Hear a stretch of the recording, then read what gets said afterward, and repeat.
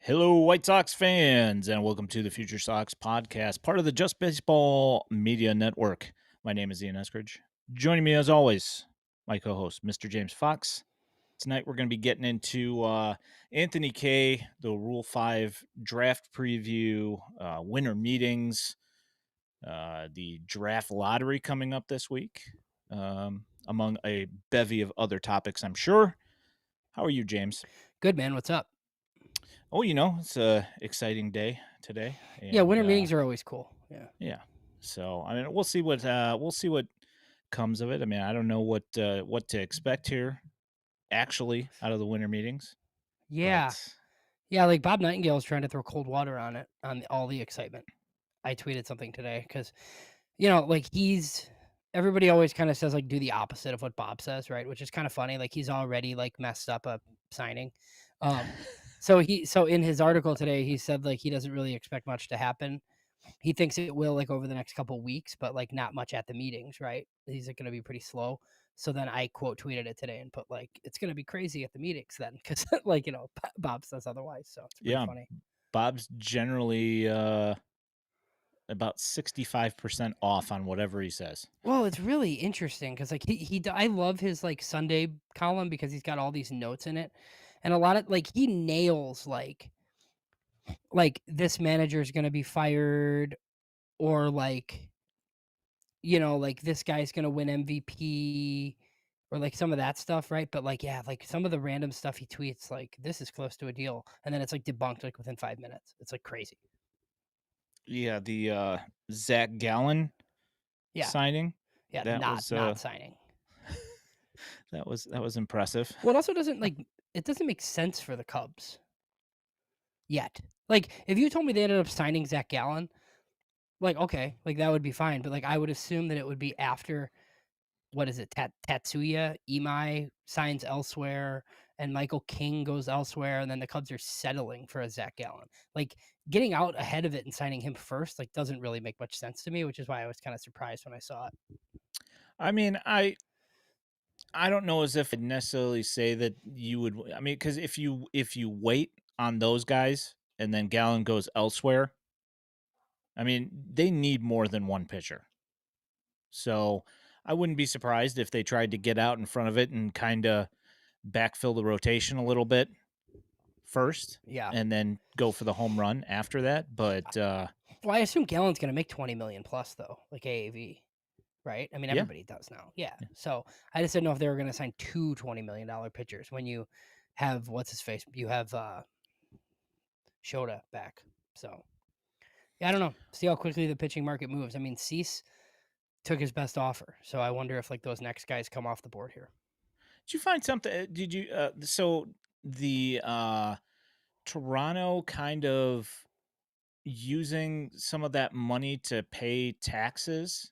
Yes, I saw that. I found that to be kind of interesting. So he's not actually technically making what he's making. No, and the reports were that like the Cubs and some other teams bowed out when it got over 200 million. But like it's not even really that much. Like Yeah, I found that I found it kind of interesting that that the reported money isn't actually what he's getting, that they're actually using some of it for other things. That's just kind of strange, I thought. I don't yeah, know. no, it was kind of weird. I feel like Um they might sign a bunch of people though and just have like a huge payroll. yeah, I mean, I know that the Cubs aren't going to do that because we heard on inside the clubhouse that the Cubs are having problems monetarily, apparently. Did you listen to it? I did, yeah. Like, dude, nobody cares, man. Right? Like nobody cares about that. Like I'm not a Cubs fan. I try to like not obviously, right? I try to like not speak for them, but like the smart ones that like I know, like they don't care, dude. Like you're the Cubs. You have like what the highest price tickets in baseball and you're going to like complain about like how much revenue sharing like nobody cares. Like they never bring up like all the money that they make on Gallagher Way and like outside of that ballpark that like all goes in the Ricketts pockets. It's all like, oh well, we just do this and then we subtract and then after we pay everybody, then that's what we can spend on baseball. Like that's a load of garbage. Like stop. You're like insulting people. Yeah, and then they also the thought that, oh well, it costs so much money to keep Wrigley up and going. Right. Yeah, they own their park. Yeah, well, yeah, they own their park, and yeah, it's going to take a lot of money to keep it open because it's like 120 years old, Right. 130 years old. Like, how is that surprising? Yeah, and because they own it, they, like, get to keep all the money they make off of it too. Yeah. Oh, but the taxes. The I would be taxes are I would very expensive. I would be furious if, like, that was, like, like, every like, even, like, what, like, Brooks Boyer's not like, Brooks Boyer's pretty tone deaf, but he's not that tone deaf. Like, it's like, "Dude, come on. Like, what are we doing here?" It's like, Yeah. "Oh, we have to pay the most, like, to these small market teams that don't." Like, yeah, I we understand how it works. Yeah, I mean, I get what Bruce and Haw are saying, that they bring him on because they get really good answers out of him most of the time. My problem is like the stuff that he says like is just tone deaf to the Right. fan base, Yeah, you know? even if it's true, like, it doesn't matter. Like, like, I've had this experience, like, recently, actually, like, this weekend. Like, if you go to, like, a nice restaurant and, like, the service is really bad, and, like, they can give you, like, "Oh, well, this party over here was here, and, like, we had trouble with it, and, like, we're short staffed." Like, I don't care. Like, it doesn't matter. Like, just get the stuff out to me. Like, nobody cares. The Cubs Yep. fans should not care. Yeah. Just spend So just spend money and win. Everybody else does. so I know in our group chat we talked about that Harry Ford deal. Yes, I think you and I are aligned on this. I I don't see a parallel between Harry Ford and either Edgar Carroll or Kyle Teal. No, me neither. I don't know that Harry Ford can catch or hit, and I know that the jury's out on both of our guys still, right? Like, look, if Teal does what he did last year, like, he's gonna be a star, right? We're both fans of Edgar Carroll. Like, Ford has never hit outside of A ball, and he plays in the PCL, and there are people who don't think he can catch full time. Like, I think what it was, JJ Cooper said that he doesn't even have him as a top 10 catching prospect in baseball. We know the name, right? Like, I think it's a good deal for Washington because Yeah. you're bad and you traded a reliever for a guy who, like, might be able to start for you. But, like, if you're Seattle and you're trying to win, like, it's not the worst thing in the world. Like, if your lefty's awesome and he has 5 years of control, like, I get it. I really don't think it's too much, Like, lots of people I just people don't know who Jose Ferrer is. I don't either. But, like, I watched him a little bit and I looked at his numbers and, like, yeah, I get it. Like, they traded a guy who's blocked that's never gonna play for them.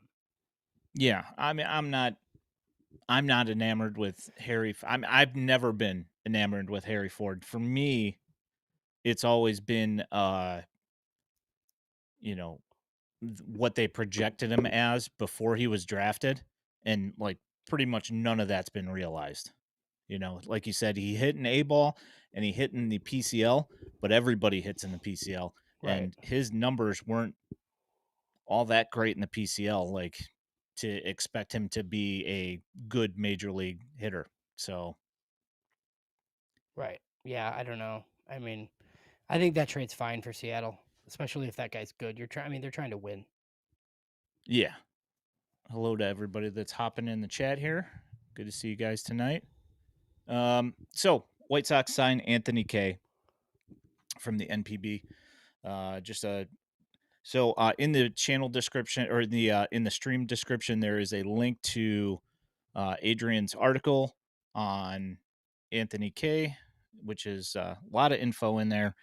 But just for some background here, first rounder in 2016, the Zach Collins, uh, Zach Birdie draft um, to the Mets, traded for Stroman, played for the Mets and the Cubs, left the Cubs, went to the NPB, and reworked his arsenal and his mechanics, his six pitch mix, um, fastball 94, 95, has hit 98, I guess. So here's a question. Um, Playing in the NPB, their baseball is minutely smaller than the Major League Baseball. I don't know if that's going to make a huge difference or not. Just something to throw out there. Yeah, you would think it's something they thought about, right? I mean, look, I'm fine with this. Like, whatever. Like, I don't know that he's going to be any good. I think there's some upside. I mean, if you were going to do like a Martin Perez type thing anyway, like I'd rather gamble on this guy than re-sign Martin Perez, right? Hey, Yeah, Bobby K, what's up? Yeah, I saw this guy like all over Twitter. I followed him the yeah, other day. So yeah, welcome to the party, pal. Yeah, no, I think it's fine. I mean, the White Sox have done this obviously when they brought Eric Fetty over. I think if Anthony K is like that level of guy, I think it's a great signing for $5 yeah. million. I mean, It's, you know, it's yeah, yeah, I mean, uh, what like so much value for that. worst case scenario, he's a back end arm and he eats innings for you. And like kind of like what Aaron Savali did last year. Either way, it makes a lot of sense for the White Sox. So, um, yeah, it's good. I'd much rather do this than random journeyman lefty that we know of. That's like super Yeah, old. the deal 2 years for 10 million bucks. With a third year with a $2 million option, and if they do sign him, it's 10 million. Um, I mean that's a great deal, and I think he threw 155 innings in Japan last year. Hmm. So I mean you're gonna get some innings out of him. I mean, I don't know, we'll see how the length goes and everything in his starts, but it looks Yeah, like a pretty good deal. I like that he's not like a soft tosser too. It does seem Yeah, it seems like more two seam than four. Like that's where he really like took off. Like the four seam fastball is not great. I don't know that it has to be though. If it's like a bunch of ground balls and you're like not giving up homers. So yeah, yeah, I think it's interesting. yeah. Led the NPB in ground ball ground ball rate last year. Um, I find it interesting that when he was over there, the guys that he picked the brains of the most, I guess, was soft tossers Hmm. that were living in zone to figure out a way to get better in his performance. Yeah. No, I mean, I mean, I figured a lefty of some sort was coming. I think it's interesting that it's like been widely reported that they're probably going to sign like somebody else too. I don't know what like level of that guy is. I think what we didn't see like Dustin May rumors, but I think guys like along that line. I'm curious to see if it'll be that much of a flyer or if it'll be more of like, somebody that you can count on than that, like I don't know. I don't know how good you feel if those are like the two pitching additions, right? And Shane Smith's like your opening day starter or whatever. But it does seem like they're going to add one more guy. Yeah, and so Bobby brings up that he also started going heavy on the cutter as well. Well, Um, how would Bobby know? Oh, sorry. That's fine. Yeah. um, so this is one thing that the White Sox have been talking about, getting their guys to start throwing a little bit more, going more with the cutter fastball. So this kind of just plays right into that. So that's you know, I would imagine that this is a Bannister approved signing, as they all are. I would imagine. Yeah, I mean, obviously, like they haven't announced the deal yet, so we don't have any of the quotes from like the White Sox people, like what Chris Getz thinks, right? Like I've heard, right away, like you listen to the podcasts and whatever, and people are like, "Is it a starter? Is it reliever?" Like I think it's pretty clear he's like coming here to start. You know, like you could always move to the pen if like something goes awry. Obviously, he was in the bullpen the last time he was in the big leagues, but I mean, yeah, this is a starter move for sure. I'd be curious, like whether we can find out in the future or tonight, um, like right now in 5 minutes, if he was like working out somewhere and like they, like knew him, that sort of thing. I think there's Yeah, like like the Ben the Brewster tread somewhere at thing, and Trad or yeah, whatever, you know yeah. what I mean? So Bannister's pretty plugged in with all that stuff. So I just be curious. Yes, indeed. Um, So yeah. So Mike Soroka would be an awesome addition as their number two. So here's the thing. Like I'd be totally on board with signing Mike Soroka, but like I like prefer signing him as a bullpen guy and just like I wouldn't want to commit to him starting. I just I kind of thought when the Cubs traded for him last year that it was a really smart, shrewd deal. Now, I obviously didn't have access to like his medical records that said that his shoulder was about to fall off again. But I just kind of thought, you get to use him in like 3 inning stints. Like his stuff was gross. Like Soroka was really good in a bullpen role with the White Sox 2 years ago, but it was just going to be too much money to keep him. And he was hurt, so they couldn't trade him. So yeah, I've been pretty impressed with Soroka, but not if you had to start him every fifth day. Yeah. I wouldn't start. I wouldn't have him as a starter. I wouldn't trust him to be a starter. Right. I think that's But if I saw one of these, like they signed him for $7 million and they're like, we're going to let him close, I'd be totally fine with that. yeah. I mean, we know that they're going to need some bullpen guys here.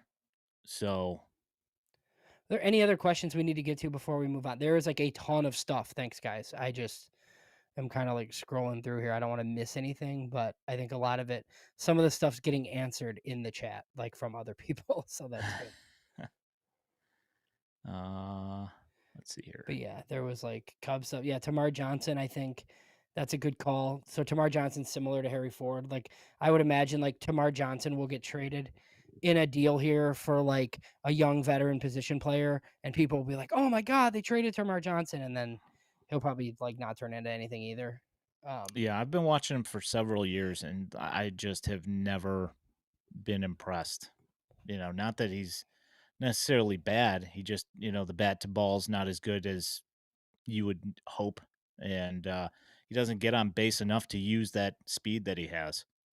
So, Yeah, and like I just like the problem is when you have these extreme hit tool guys, but then they don't have extreme hit tools. Like when they get into it's like a Nick Madrigal thing, right? Like when your 70 hit is actually a 50 and you don't have a bunch of other things going for you, it's like you're like a borderline big leaguer. yeah, I mean that's I'm not even sure that he's close to being a big leaguer personally. Yeah. Like if he I bet makes it there, I'll be pretty surprised. I bet Uncle Ted likes Tamar Johnson. It's a pretty He does. left-handed I've swing. seen him Yeah. comment on him Yeah. before. Pretty left-handed swing for sure. Thoughts? Yeah. Somebody asked thoughts on Notre Dame. I'll do it later. Like, Yeah. Oh yeah. I got. Yeah. There's a couple of things that need to be.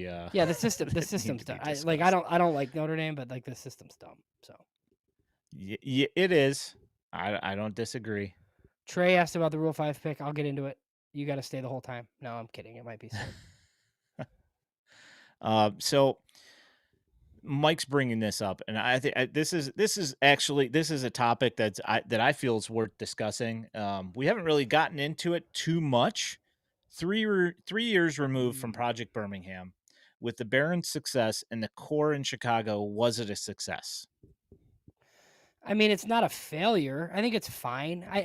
I guess I don't really know, like, without being like on the ground there, I I don't know how much it mattered. I didn't love like over promoting dudes that like weren't ready and having them struggle in double A, even if the team was like, oh, we don't really care about like their failures, right? Like we're not going to hold it against them. Like it still sucks if you're like the kid that's like struggling against double A pitching, right? Now, I do understand like having them all in like the same location, like your top guys, and then having all your instructors there, like that's kind of cool. And like I think Chris gets like I think the minors have kind of moved towards that, right? Because the fewer and fewer affiliates that like we're gonna have going forward, like all your talent is gonna kind of be like in the same spots and they're gonna be there for less amounts of time. So like I thought that part was cool. Like here's all of our best people getting our eyes on all of our best people. But there were definitely some negatives because like the games still count, like as much as look, like we can say like, like I get it, right? Like, yeah, like nobody really cares about what somebody did at double A like after they're like a big league star, right? I But mean, 2 rings in a row is nice. yeah, but like you could have been promoted there from Kannapolis and like struggled and like mentally like never got it back because of that. So yeah, I think it was probably I don't know That's that fair. I don't know. Success is probably strong, but I mean, it was probably fine. And Mike might have more info on it than I do, honestly. So, Possibly, yeah. like if guys liked it and thought that it really helped, like that would be cool. I don't know that Project Birmingham was what like propelled Getz to like the general manager role, but it was his idea, so he like gets credit for it if it was a success. Yeah, so I kind of look at the whole thing as kind of like a minor league baseball equivalency to like company retreat at a cabin where they're doing trust falls, and have a motivational speaker come in. And it's nice, that you get all these guys together and that they get to work with each other. And I think obviously that's going to build some cohesion and hopefully get some friendships with these players in the org. And I think that that can only help the actual team work going between the guys. Now, was can you call it a success? I don't know as if you'd have to figure out a quantifiable way to figure out whether you would call it a success. I think that it was an interesting idea at the time in a year that was inconsequential, that the game still mattered, if that makes any sense. Yeah, no, I get that. So Alex said that. So this is one of the guys I thought of. Alex said Project Birmingham killed Westcath, right? And then baseball said Westcath N- was never good. no. You know what I mean? So I'm pretty sure the White Sox feel like the latter, like that Westcath isn't good because like Westcath just they missed and he wasn't gonna ultimately be good enough. Like I don't think it's necessarily because of that, but you know, I'm sure it doesn't help when you go and hit 140 in Double A for 5 weeks. Yeah, I mean, I've seen improvements in his game over the last couple of years. The unfortunate thing is that the bat to ball hasn't been the thing that's improved. His Yeah. defense has gotten a lot better, and his patience at the plate's gotten a lot better. Unfortunately, that hasn't translated to him putting up better numbers, Well, it's the thing and we his all injuries have been bad it's too. just the thing we always say about corner guys, right? If you're gonna play, he's just gotta rake, and he hasn't. So it's just like very, very hard if you're like first base, third base. Um, Kevin, we did not talk about the lottery yet. We will.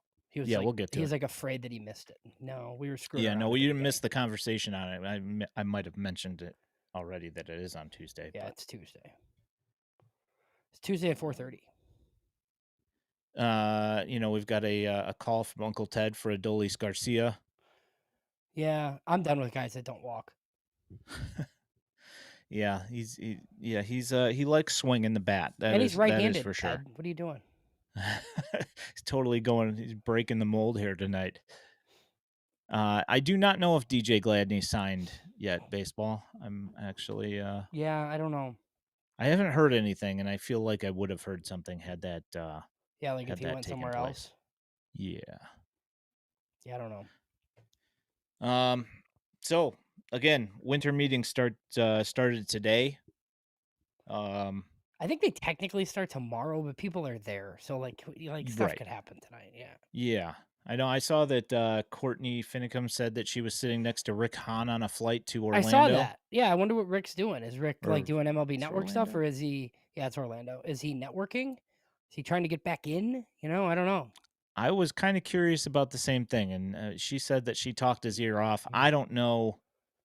I would assume that maybe I he's might reach. finally ready to get a job again. Yeah, I might reach out to Courtney and ask her. Be like, hey, what did you guys talk about? So Courtney one time, this is great. So I totally agree with her on this. She has this idea where one of the like you should have a concession stand at the ballpark that's all breakfast food for like 1 o'clock games or something. Like I totally agree. Like I would like go get an omelet at the Sox game if that was an option for me. At least have it in the stadium club. Yeah, right. Just like know that I'd like to know that I can if I'd like to. One thing that I've always wanted at the park that they still don't have, and I do not understand, how do they not have a coffee stand? I know it is crazy, right?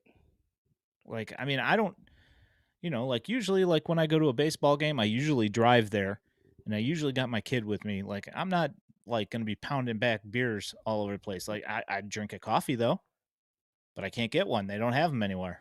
Yeah. Kev, it's Courtney Finicum. She's with Baseball Isn't Boring, I Baseball believe. Isn't Boring Yeah, podcast. she does Yes. that. Yeah, that one.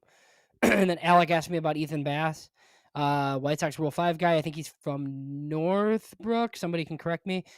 Chicago northern suburbs. So I think like what the best players in the area are he and Landon Tomey. Um, Probably second roundish types, both of them. So yeah, he's just a athletic outfielder. I think he hits from the right side though. Yeah. So I'm gonna do us a favor, and I'm gonna go ahead and link your Rule 5 article Oh, in the okay. video description here. I meant to do it Yeah, earlier I got some and names I for got that. sidetracked. Is Yeah. that next? Uh Or do you want to go chronological? well, I was gonna go to the draft lottery, Yeah, we'll do that first. Okay. just because I was doing it Yeah, chronologically it's for how the Tuesday. week is gonna go here. Yep. Um, as we have talked about, the draft lottery is on Tuesday at 4:30. 4:30 Central. Yeah, we're gonna hop on right before it and get rolling. So I don't know. You want to go ahead and go through these percentages? Yeah, so I sent them along. I mean, it's a little bit different than it was because these three teams are bumped out similarly to how the White Sox were last year.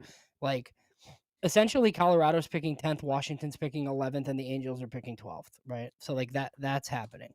White Sox have a 27% chance at landing the number 1 overall pick, which basically gives them like a 51% chance of top 2 and like close to a 70% chance of picking top 3.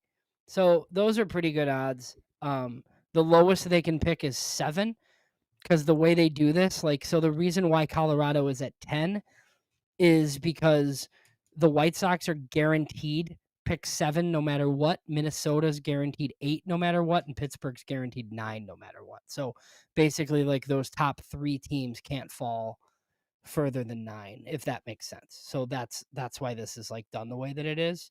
Um, and then like the way they do it on TV is like really weird. So one of the things to look for, like when this first starts, is the Mets.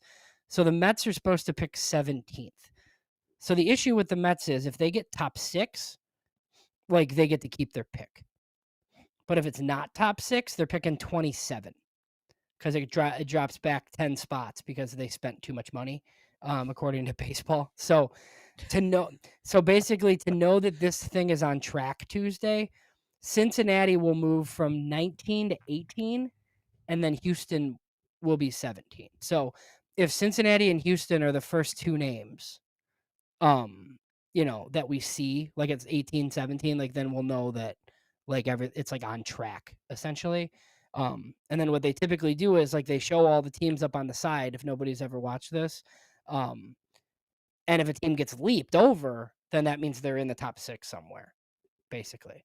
So that first segment is generally like picks 18 through 7. If the White Sox are not in there, obviously, like they're not going to be in there. It would be if they're not 7, they're in the top 6. And then it'll go to commercial and we'll probably be freaking out the whole time. Now, the reason why, James, that I really wanted to do this draft lottery stream is because I wanted to have the live reaction Yeah. on video, just for viral sake, just in case I start breaking keyboards or something.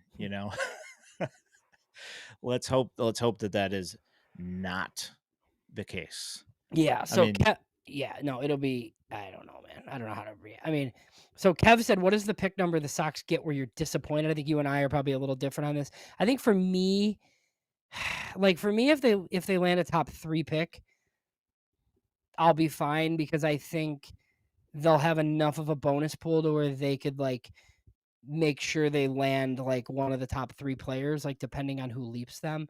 Like they could theoretically um pay the second player down to 3 potentially, but I mean like 4 is where I start to get kind of annoyed.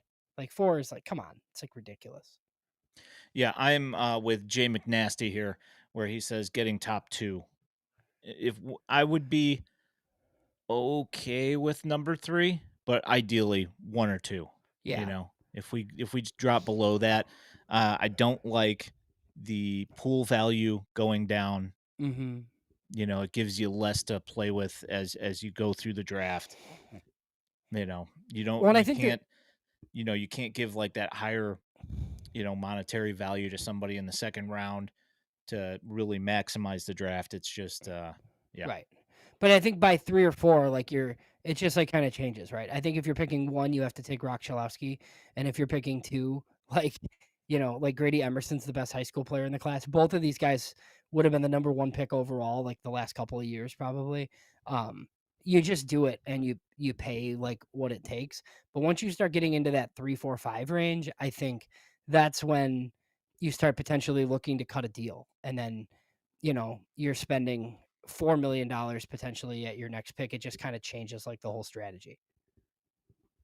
Yeah. So I'm gonna go ahead. I'm gonna bring this up here from Uncle Ted. Wherever JoJo Parker was taken by the Blue Jays last year, He was taking 8. here is the problem for me with that. The bonus pool is way worse down there, which I mean we get top 7 probably. So if say we got number 7, it's the pick before JoJo Parker was taken.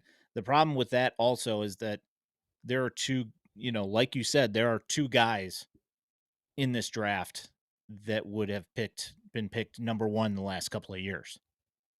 So that's ideally why you want to get 1 or 2 in this draft, along with the added pool value. Yeah. And then baseball asks, like, is there a chance if the Twins win the lottery, they pass on Rock?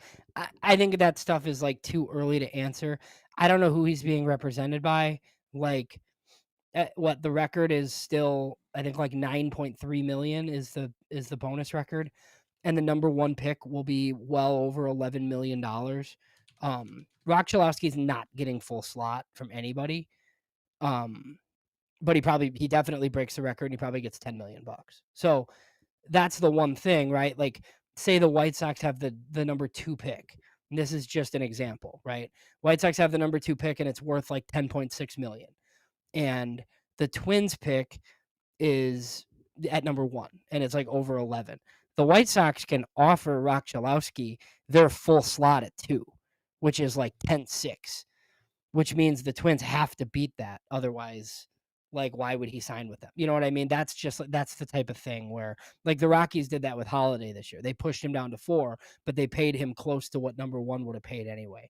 So it's all Yeah. money games at the top. So no, like, look, he's not guaranteed to go 1, but I mean, it seems like that's pretty likely at this point, unless somebody goes all Paul Skeens, right? And it's like all of a sudden there's like a generational ace at the top. I mean, stranger things have happened, but yeah, I can't find Trey, yeah. If the Sox pick 1 through 6 at all, they can't pick better than 10 next year. this So is that's where where the anxiety comes in. so that's where there's like an argument to be made that, like, where is the pick that you're like, obviously you want to pick first, second, or third. And then I think you'd rather pick fourth, but you'd rather pick 7 than 5 or 6, probably, in my opinion. Yep. I agree with that. Because if you're 7, like, it still opens you up for like a top 6 pick next year. Um, so, and no, Yeah. I don't know. I have no idea how good the 27 draft is. I'm just saying, like, like picking 5 or 6 is kind of lame. And they do pick second in every draft round after the first. Yeah. This is I don't know. Couple days, we're gonna find out. So I do think, like, look, I like get excited, right? And like get upset, whatever. But there is a chance, like, in the next 48 hours here. And look, I think we've listened to other podcasts and we just had um Jeff Ponce, kind of talking about how he wasn't sure if, like, even if you like this core, right? I don't think anybody knows that you have like a superstar. Like, being able to land a Rock Chalowski is potentially franchise changing. So, like, getting the number 1 pick in this draft is like a huge deal for the money and because there's like a aircraft carrier like at the top of this class and there just isn't always, right? Like, What happened last year happened because there wasn't like a definite top guy at the top you know what I mean? That's why that happened. There wasn't a Rock Chalowski in last year's draft. Um, so then teams start doing what they do and jockey for position and things are weird at the top. I don't expect it to be like that this time. I wouldn't go that far, Doug. I'd say Yeah, one no, I into think three. I'd even probably take 4 over 7, honestly, because I think in this class there's like 4 shortstops like at the top of it. But yeah, 5 or 6 would suck. Like that would be lame. And look, they have a 70% chance of getting a top 3 pick. Those are pretty good odds. Yeah, I will see. Yeah, Nick um, Nick Nick Kurtz is pretty good, Uncle Ted. But that yeah, it was looks that all was right. that was 2 years ago. That wasn't this past year. How high is Landon Tomey expected to go? I I mean, Baseball America or base MLB Pipeline just released their top 100 and he's at 47, I believe. So That's roughly right where similar Fauci was, similar right? range to Fauci, similar range to Bonhomer, that type of guy. Probably second round ish talent that has to go in the comp round and get about $3 million or he'll go to school. Hmm. Baseball asks who had the best odds last year. I can't remember. The top odds last year. Was it the A's? Who was the worst team in well, the Sox are the worst team in baseball.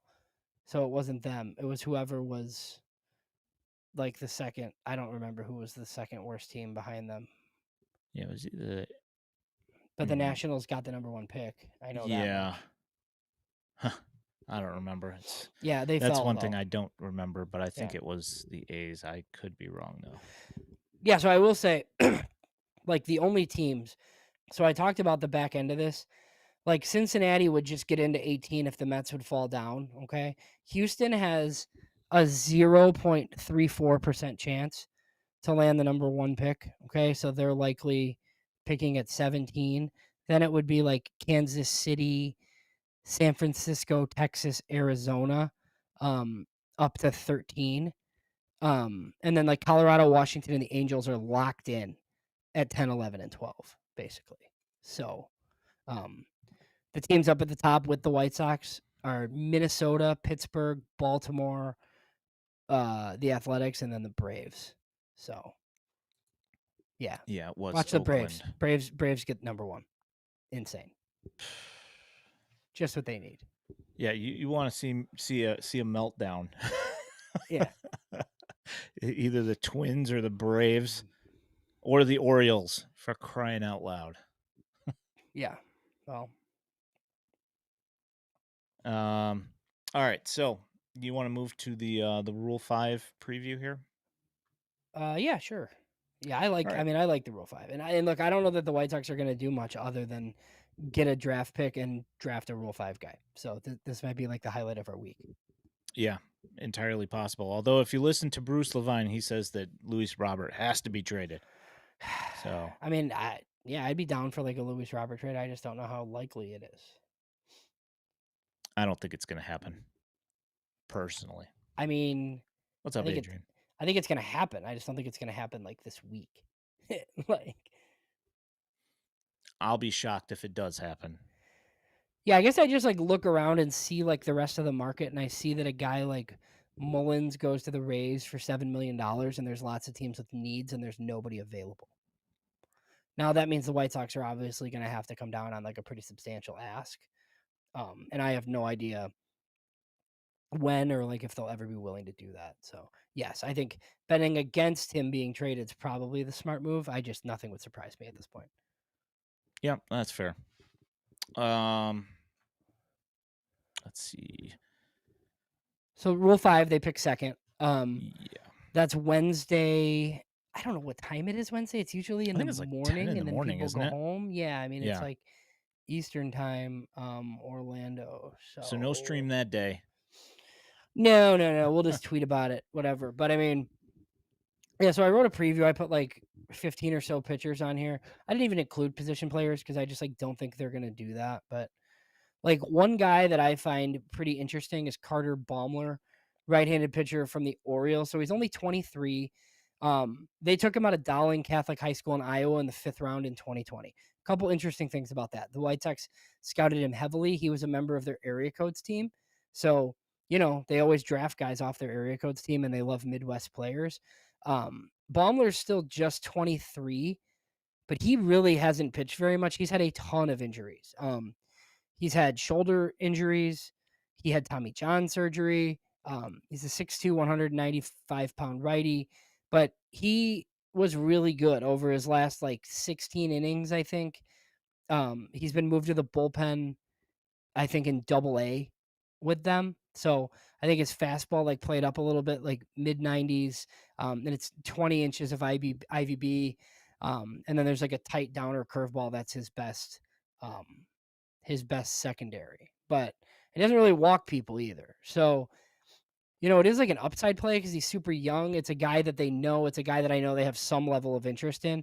I have no idea whether he's the favorite. There were a couple of names that I heard, but I'm pretty sure it'll be pitching. I don't know how quickly we'll hear about the Rockies. I feel like Jonathan Mayo, was that the day before he tweeted the White Sox were taking Shane Smith? So my guess is somebody will have the Rockies pick at some point, over the next couple of days. I mean, that's usually there's one team that they got. So I guess we'll find out. So I did in the stream description, I did link up your preview, and I will say that the guy that I'm looking at out of your list right there is somebody that Sleepy and I will certainly uh, have at the top of our lists simply because his name is Jose Rodriguez. Um, I like him. Yeah, Interesting hard thrower. delivery. Yeah, throws hard. Got some swing and miss stuff, and also Dodgers system. So I Yeah. think that's a Well, I know there's certain guys who Brian Bannister is nope, can't fix him. And I don't, obviously we don't know who those guys are. But he could be, I don't know. I don't know if he's one of those guys. So I heard RJ Pettit, our big beefy man, they have some level of interest in him. He's yeah 6'8", 300 pounds from the Tigers, and he was really good insane. in the minors. And then I heard Brendan Beck too, which is interesting. So Bannister worked with Tristan Beck in San Francisco. Brendan pitched at Stanford. He's a top 15 prospect in the Yankees system, but he's 27. He's another one of these low 90s guys that just knows how to pitch. So I think the question for the White Sox is do you want to take a Brendan Beck, have him compete for a starting job in your pile of pitchers along with Sean Burke and Jonathan Cannon and those types of guys, and then you can hide him in the bullpen in a long relief role, or do you want to take more of a traditional reliever, and take your chance that way? I don't know. I don't really know what the preference is, but I do think Brendan Beck gets taken. The Yankees have a million guys like this and they always get taken. I just don't know if it'll be the Sox or not. Yeah. So where is it? Luke McDowell brings up one guy that we had talked about last year, wondering if he was going to be Rule 5 eligible last year, and he wasn't. Griff He is McGarry? this year, though. Yeah, Griff Griff he McGarry. was last year too. He just didn't get Oh, taken. was he last year? Yeah. Okay, Yeah, so Phillies he guy. just walks everybody. His stuff is ridiculous. Yeah, It's that's just too one of many those walks. things you're gonna have to work that piece of the puzzle out. But I watched him with the Desert Dogs last year, and he was solid pitcher. That wouldn't be a bad one to grab either. I don't think. Yeah. Yeah. So there's a few names there. Will Bednar he was a first round pick of the Giants when Brian Bannister was employed there. Same type of guy. Tons of walks, super high octane fastball. He's been moved to the bullpen. Um, that's an option. There's another reliever with the Yankees, Harrison Cohen. I have some video in He's in nasty. my article here, and then Zach McCambly has pretty good stuff too. Out of Miami at a 260 FIP in 62 innings pitched in the high minors. He's an older, he's 26. He's a Coastal Carolina guy, so he runs the fastball up to 97 and throws a bunch of strikes. So, if it were that's a guy that probably gets taken. I know that last week, Sleepy brought up Yordani Monegro, who's super interesting, but he's 23. He's a starter. He's going to miss the whole season with Tommy John, but he's pretty nasty. So somebody probably takes that flyer and just ILs him all year. I just don't know if the White Sox are that team or not, obviously. Um, but yeah, like I think they'll make their pick at 2, and I think it'll be a pitcher in all Yeah, likelihood. that's a picking Monegro. That's a chess move right there. I mean, if Planning on Colorado if the long Colorado game. did it at 1 though, I wouldn't be that stunned. I mean, yeah, they could. I mean, they've got room. I feel like that's the pick where if you're a Colorado or like one of these bad teams, you trade for like a second pick and take him. You know what I mean? Like, because teams like pass or trade all the time, right? Like, if you're like the Phillies, right, and your 40-man roster is full, like you can trade your pick for some like to another team, basically. So that happens sometimes. I'm with Trey on this. He says, LMAO, Will Bednar. I'm good. Yeah, because I That's just what think I'm I just saying. like think we've seen these guys. I think he goes to spring training. He's got good stuff, but he's walking people. They have 8 bullpen guys better than him, and then you're just like sending him back to his original team. Yeah, Like you should be I've you should never be been a trying to take a guy that could stick. yeah, I've never been a guy that has really been into Bednar at all. So Trey asked if any of the Sox players could get picked. Yeah, So I mean, so that's next Baseball move. America runs their list up to like 100 guys. They seem to think the most likely would be um, Peyton Pallette or Ben Peoples. I know Ian has speculated that he wouldn't be stunned to see Tyler Schweitzer go. It doesn't seem like anybody's going to do the Mason Adams thing. I hope not, obviously. So we'll see. I mean, yeah, that's you're going to make a pick at 2, and then you're kind of sitting here bracing yourself to see if they like lose anybody or not. Yeah, that's pretty much where I'm at. I kind of Paulette, possibly Peoples, although I don't know if anybody's gonna. I mean, to be honest, I don't know if anybody's gonna take Peoples. I don't know if there's enough upside there for them to grab him in the Rule 5 and think that he's gonna stick all year. I don't know. Yeah, right. Like I just feel like like other teams have Peyton Pallettes and Ben Peoples like in their system probably. Yeah, yeah, that is true. Possibly not as close. That's the only thing I'll say is that Paulette was pretty stinking close to True. making major league innings count. Yeah, So, I could see that. yeah, as Kev says, wouldn't be a show if I didn't bring up Mason Adams. Please don't pick him. Yes, Yeah, no. Don't that do would be that. tragic. He's getting married here in the next couple of weeks here. Oh man. Someone has Yeah. to move across the country. No, I'm just Yeah. So, anyway, there's draft stream on Tuesday, everybody. At 4:25, we're gonna hop on. We'll probably be on for like an hour. Just wanted to reiterate that. We'll see what happens in the draft lottery, kidding. Yeah. and that'll be interesting. So one of the other interesting things that I saw was it was from Buster Olney talking about Mackenzie Gore. And this like wasn't something that I really thought about. But like look, if Mackenzie Gore gets traded, I wouldn't be surprised because it's a new young president of baseball ops who like why wouldn't you trade like these guys if you don't plan on being good, right? But one of the things that Buster Olney said was if you have one of these guys who's like under contract for 2 years, and you don't trade him now, you like run the risk of like the lockout basically and then never being able to trade him. So he thinks like some of these guys go. He thinks it's like a near certainty that Mackenzie Gore gets traded. I don't know if that's the same thing for I think it's 2 years of control for um Sandy Alcantara in Miami. So that was just like an interesting thing that I hadn't really thought about just in regards to like you might as well trade that guy now because you're going to get 2 years of value for him and you don't know how much baseball will be played in 2027. I know I'm skeptical, but like That's they've been kind of hammering this home. talk about playing chess. That is a chess move right there. You're not going to be competing, and you don't know if 2027 is necessarily going to happen. I mean, it may.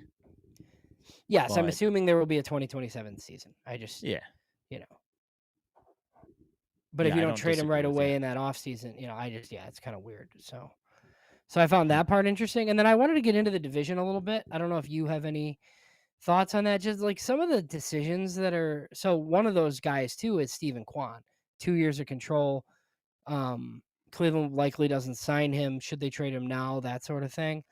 But I do think it's interesting that Detroit is kind of slowly changing their tune a little bit on Scooble. If you've like paid attention to this, like I've not. at first they said like no, there's no way that we can trade him because like they want to get into the season, right? But I think they really so they said they're listening. How likely is it that they like somebody just like blows the doors off, right? Because if you're the Mets, like you could theoretically offer two basically big league ready starters. Like their system does have like lots of pitching in it. Like does Detroit because like what's the alternative for Detroit is you take him into the season and like you try to win a title. But if it goes bad in the first half, you trade him at the deadline anyway.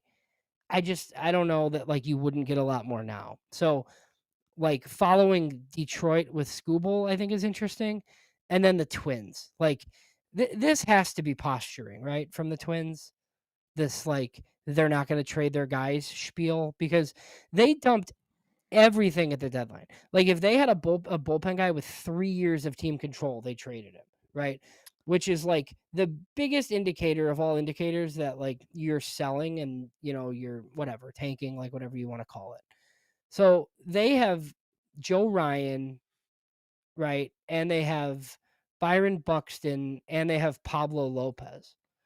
All three of those guys. They could cash all three of those guys in and actually rebuild. Now they're saying they're going to build around those guys. Like they need like 7 bullpen guys. Like that doesn't make any sense to me. I just like I don't know if they're posturing or if like they really are gonna. It's just I don't know. Like keeping those players like doesn't make any sense to me if you're the Minnesota Twins right now. Twins haven't traded Jeffers, have they yet? No, no, they have not. But they traded a ton of pitching. So I thought I saw. I was trying to think of who it was that I saw that they were trying to. Oh, it was the Phillies, I think, were Yeah, trying to trade for somebody's Jeffers. interested in him, right? Yeah, because I don't know that they're going to sign Real Muto. It seems like Real Muto might leave. Yeah, yeah. Oh, yeah. That was the Phillies. I asked how long their window was the other day. Yeah, That's what it was. yeah, and then Uncle Ted, like I kind of agree. Like Peralta, he said is 1,000% gone in Milwaukee. Yeah, I just I could see that he's on a 1 year deal basically, and when you're the Brewers, you just like can't really afford to not do that. If he leaves next year in free agency, like in theory, they would get a first round pick when he leaves. But I mean, you could probably get more than that. Now they did the same thing with Corbin Burns last year with 1 year of control. Yeah. And Uncle Ted, where is it? Where he said the Phillies want Carroll. Phillies want Caro. Yeah, My they might. question is, how does it feel to want? I know, right? No, get Yeah, out of here. I'd like Aiden Miller. Yeah, Like yeah. that would be That's not coming. yeah, right. So it doesn't really make any sense. Oh yeah, so yeah, thanks for bringing that up, baseball.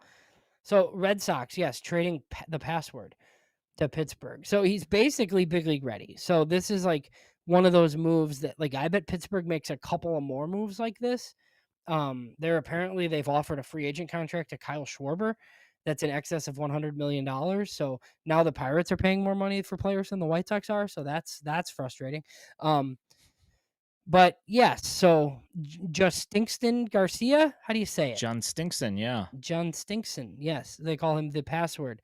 So, there's some power potential there. Probably a corner guy should be in Pittsburgh this year. They traded Juan Oviedo, who's like a data darling. We talked about Boston last week a little bit, and Craig Breslow, it seems like, is really into the trade market for pitching instead of like paying top dollar. Now he's made 2 trades for pitching. So Oviedo's had um some injuries, but he could slide into that rotation for Boston. So I thought that deal was a little bit interesting. Yeah, I would say that the Red Sox are not dumb for trading him. I think that they have enough guys that I don't think that it matters.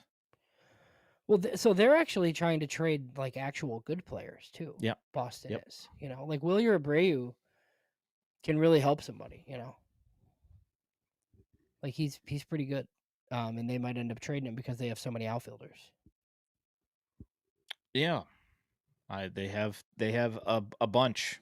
They got they got rid of Brayton Montgomery within the last year. They just keep on sending these guys out, and it doesn't seem to, they've Yeah. got enough guys on their major league roster. I don't think it really matters. So Jay McNasty, I actually don't think that's like enough for the White Sox. So he said Grant Taylor and Caro for Miller, Justin Crawford, and one or two more guys. I'm not a Justin Crawford guy. And if you see what, like premium relievers like that, like if they actually traded Grant Taylor, I think they get a ton for him. I think it would be like a lot more than that. Yeah, he's worth a lot, in my opinion. So let's get to some other stuff here. Notre Dame, your feelings on the Notre Dame playoffs? Well, so here's the thing. Like I don't like Notre Dame. But they might be the best team in the country right now, and they're like not in this stupid playoff thing. Like the head to head matters, which is why you had to put Miami in instead of them. But as somebody who is like believe it or not, I'm a casual college football fan. Like I didn't go to a school that had a team. Like I coach high school football and I watch the NFL. So like, guys, like I'd like to stay married. Like I don't also do college football all day on Saturday. But with that being said, like I don't need to see James Madison or Tulane play football. Like I just don't. So like find a way to get the top teams in this thing, and like then Notre Dame could be in it too. It does seem like major changes will be coming if you're a college football fan, though, because this is basically the impetus to push this thing to 16 or 18, because now like Notre Dame and some of these teams have declined bowl game bids. Did you see that? So they've basically said like, okay, you didn't put me in the tournament, we're done for the year. We're not making you any money We're not either. playing one of your stupid bowl games. Yeah. So then they started inviting all these 5 and 7 teams, and those teams are like, well, like our players are at home. Like we basically, our season was done. No, I'm not going to like get our team back together to play like some exhibition bowl game. So yeah, the whole sport is like kind of turned on its head. I think ultimately this thing turns into like a 16 game playoff or 16 team playoff. And then nobody's going to care if you leave out the 17th or 18th team. So that's probably ultimately where it goes. I guess it probably sucks for Notre Dame fans, but whatever. Yeah. I know. I'm a anti Notre Dame guy personally. So Yeah, I kind of am too. I just yeah. So the tears for me are I find it humorous. I am pretty surprised they didn't get him in though, because they're a huge draw. Like I Notre totally Dame's a get that. Yeah. huge moneymaker. Yeah, Like, huge. I'm actually kind of shocked that and Notre Dame fans have absolutely no right to say that somebody's picking on them, because they've been like the belle of the ball for years and years and years, where they get, put in the playoffs, or put in like this bowl game or that bowl game, like, national TV contracts and all that. So, yeah. Yeah. yeah. Yep. Whatever. Oh yeah, Vandy didn't get in, huh? No, they did not. Oh boy. No, there's like a whole bunch of SEC teams in though. So Did you hear the interview? yeah, I saw it. These kids are so weird. well, and the way he plays too, like he gets like Kirk Cousins comparisons. Somebody last night said that he's a 12 alcohol by volume version of Kirk Cousins. So he's like double, like whatever Kirk Cousins is. Like, like just by the way he plays. Yeah. To quote him, you like that. Yeah, I know. Yeah. So, all right. So I'm just going to call it, unless you've got something important to talk about. I think we're done. Right. We're going to be back in 48 out, in 2 days. Exactly. To do another So, short show. That show will basically like be determined by what pick they get. Like, we might just, like, turn off the computer, so and just end the show. Just hold it and kill it. Yeah. But, I can't remember if they I really don't I don't remember if they go 4, 5, 6, and then take another break or not. I don't really remember what they do.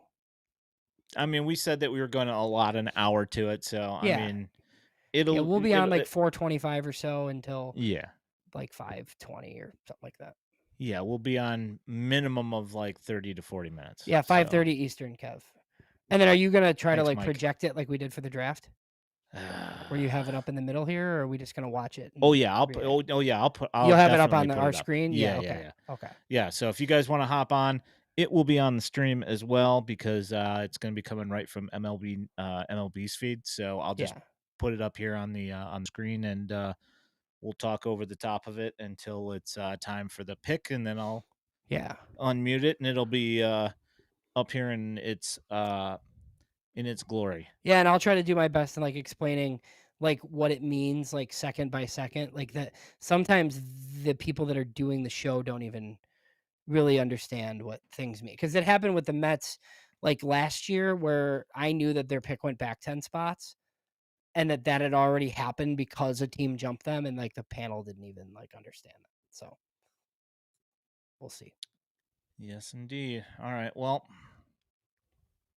alrighty. I'm gonna go ahead and walk us out, and, we will see you guys on Tuesday. You have been watching slash listening to the Future Sox podcast, part of the Just Baseball Media Network. If you are listening to this in podcast form, know that you can find us every Sunday night at 8 p.m. on YouTube and the Purple app, as well as this Tuesday for the draft lottery at 4:30 Central Time, 5:30 Eastern. You can also find this podcast along with all of our written content at futuresox.net. If you are looking for White Sox prospect highlights, you can find them on X at FutureSox and now also here on our YouTube channel. If you love the content and want to support us here at FutureSox, there is a link to our Patreon in our channel description and at futuresox.net. You can also toss up a super chat on our YouTube stream. Also, don't forget to like this stream and subscribe with notifications so you know when we're going live while helping us in the World Wide Web algorithms. My name is Ian Eskridge at Daily White Sox. He is James Fox at James Fox 917. We appreciate all of you. Thanks for hanging out, guys. Thanks for hopping in the chat and asking all the questions. You guys rock. Come visit us on Tuesday for the draft lottery.